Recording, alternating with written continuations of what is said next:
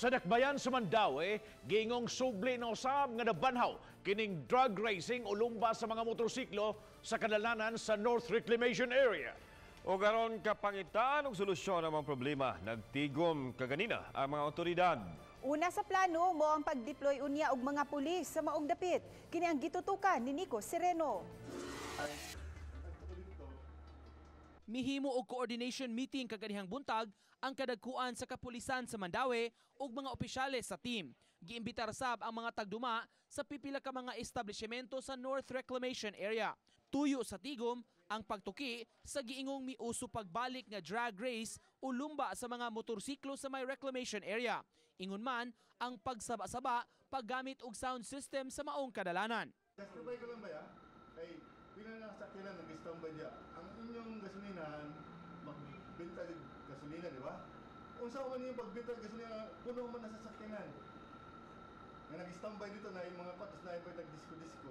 Giingong mahitabo ang drag race tungang gabi o sayo sa kadlawon kun ma-weekends. Usa sa sugyot ang pag-monitor labi na sa mga establishmento kung diin sagad mag-standby ang mga motor nga musangpot sa hinagitay ug paglumba.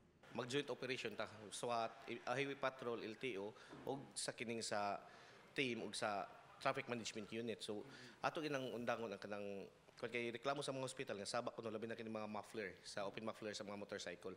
So which is di na siya allowed. Ang Kapolisan muhingusog sa ilang deployment og patrol car sa dapit, lakip na ang mga pulis nga di motorsiklo. Duha ka patrol car na may kanila in coordination sa Cebu City. Din akong ipagukod na sila sa atong SWAT. Na ako upat ka motorsiklo nga SWAT sa atong kanon kung talagang makiginukdanay sila. Kayang-kaya na tag 200 arma po nga motor sa atong SWAT. Mao nga mibahad ang PNP batok sa mga mupasiugda og drag race sa kadalanan. Kung mo na ilang sports, mangita sila og area nga din wala dili sila makasagabal sa highway. Kung doon na mo simplang nilang 4 or 5, labing siguro mondang na sila.